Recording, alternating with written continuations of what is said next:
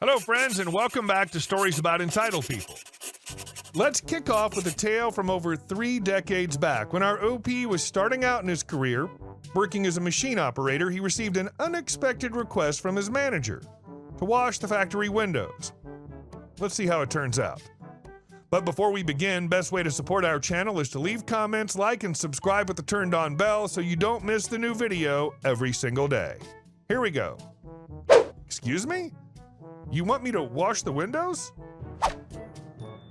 This happened more than 3 decades ago when I was at the beginning of my working career. As a youth, I didn't really know upwards from downwards and was just happy that I had a steady job and a salary. The job itself didn't matter. As long as I had a job, I was happy.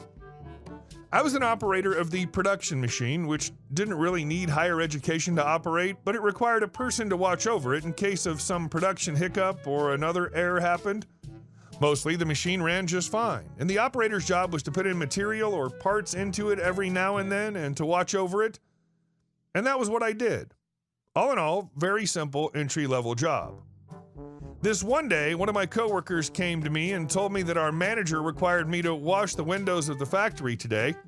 I was kind of dumbfounded for a moment, and then I laughed and told him, sure. At first, I thought it was a joke. I told him that I'd have to watch over my own work here, so is he sure about this? He told me that yes, that's what he was told to tell me.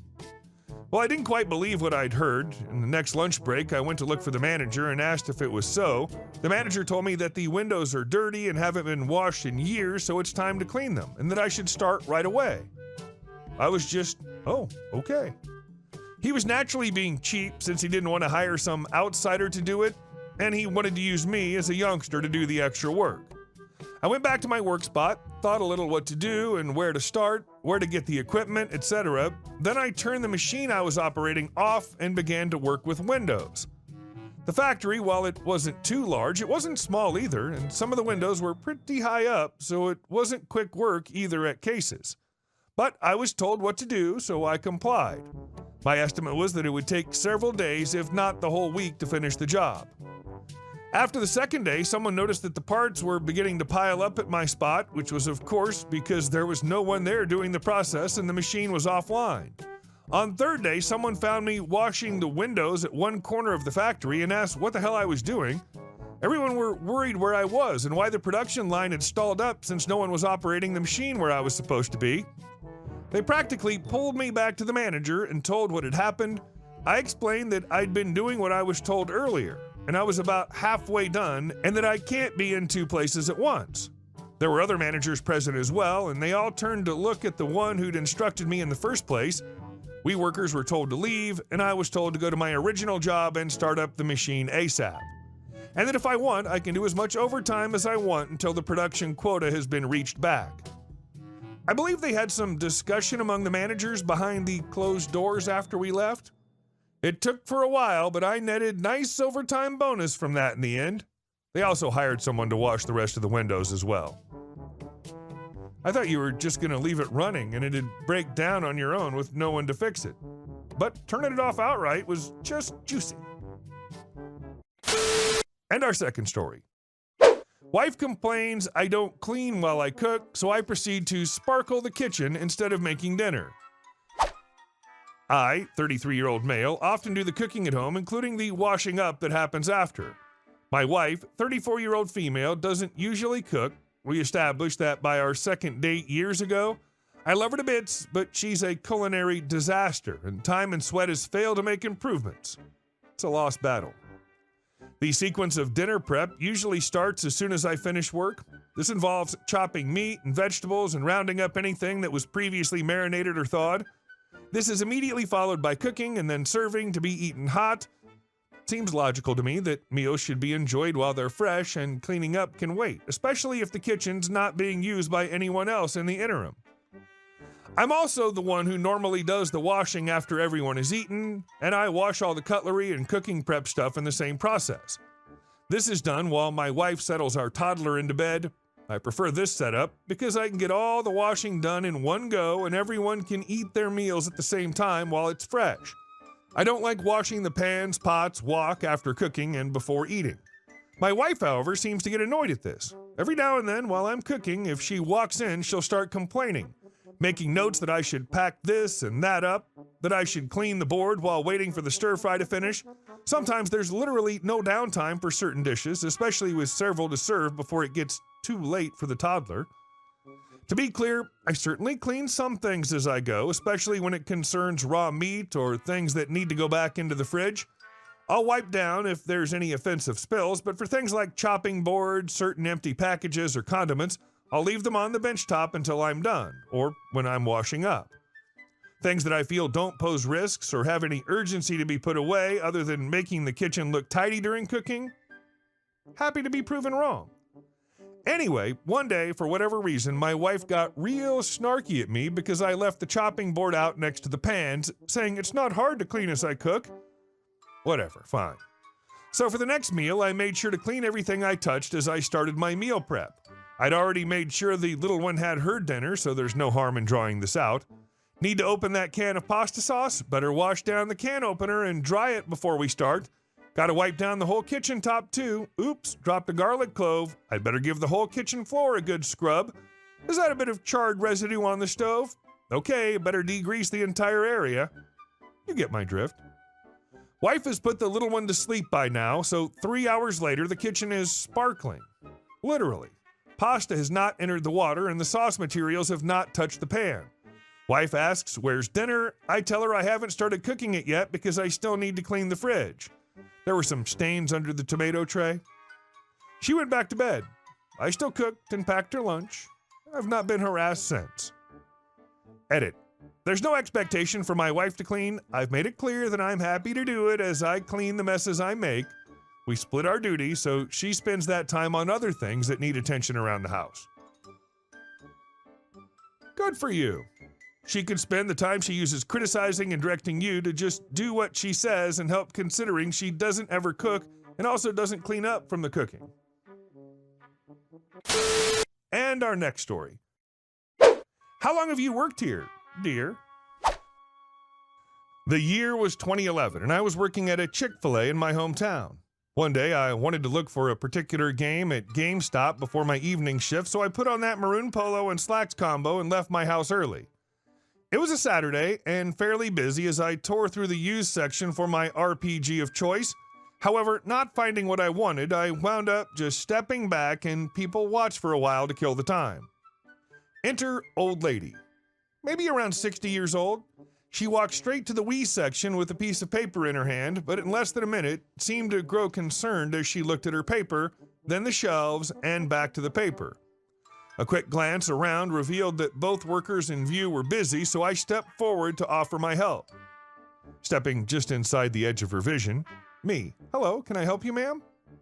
Oh well, flinches for a moment before recovering. "Oh yes, I can't seem to figure out which ones I should get." It turned out that she was confused by the different Just Dance games that were available, and I was happy to inform her that the only true difference was the selection of songs available. She picked the newest game, because why not, and asked if I had any suggestions for games to give a then 8-year-old, for which I'm fairly certain I pointed to the Mario Galaxy games. We chatted for a minute about her family, oh well, smiling now that she was through the minor ordeal. As she turned to go to the register, she said, "Thank you for helping me. So, how long have you worked here, dear?" I tilted my head in confusion before recalling that I was wearing what could be seen as work casual clothes. "I don't work here, ma'am." I point to the CFA logo on my sleeves to emphasize my point. "Oh," blink. "Oh, I'm so sorry I took up your time. Thank you again." She gave me that shoulder squeeze that only sweet old ladies can before placing herself in line. I didn't get what I wanted, but I wound up getting what I needed. A pleasant moment to get me through yet another monotonous shift of fast food fun. Offering to help is risky business. Glad you got a pleasant grandma and not Karen from hell. And our next story. I'll make you join the HOA by any method I can. Once I moved to a new house in the suburbs next to a house where an active homeowners association, HOA, operated. The place seemed peaceful and cozy until one day the chairperson of the HOA, who we'll call Karen as tradition dictates, knocked on my door. She demanded in a commanding tone that I join the HOA immediately because they maintained order in the area, and where they didn't, bad things always happened. Karen: I personally ensure order here with my workers as I'm the president of the HOA. Honestly, I was surprised by her audacity. Thank you, but no thanks. I'm not interested. Karen left, but the mood was soured. 2 days later, I found a deep scratch on the side of my Mercedes. I didn't say anything, but thought it might be related to the HOA. After that, I decided not to leave my car on the driveway and started parking it in the garage. The next day, Karen appeared again. Hello, is everything all right? Haven't you reconsidered joining the HOA? How's your car? I heard from the neighbors about the scratch. No, I haven't changed my mind, and I haven't told anyone about the car, so that's interesting, I replied, feeling it was time to take action, especially since Karen knew too much. I decided to install cameras around the house. It wasn't even a week later when one night someone uprooted my fence and left it lying on the sidewalk. The next morning, Karen was already at my doorstep. Did you hear? Your fence was destroyed. If you were in the HOA, you'd have our insurance and we would fix everything quickly. Thanks for your concern, Karen. I have a video recording, so the police will soon find the culprits, I said, noticing how she turned pale. The video showed Karen's husband on their family pickup. What happened next was told to me by a friend who's a police officer. When the police arrived, Karen's husband started shouting that Karen made him do it. Meanwhile, Karen assured the officers that she didn't know what was going on. Karen: Officers, I don't understand what's happening. This old drunkard disappears every night. I stopped asking where he goes years ago because it's utterly pointless, so arrest him. But the funniest part was that Karen's husband was prepared. He recorded on a tape how Karen was screaming and threatening him to break my fence.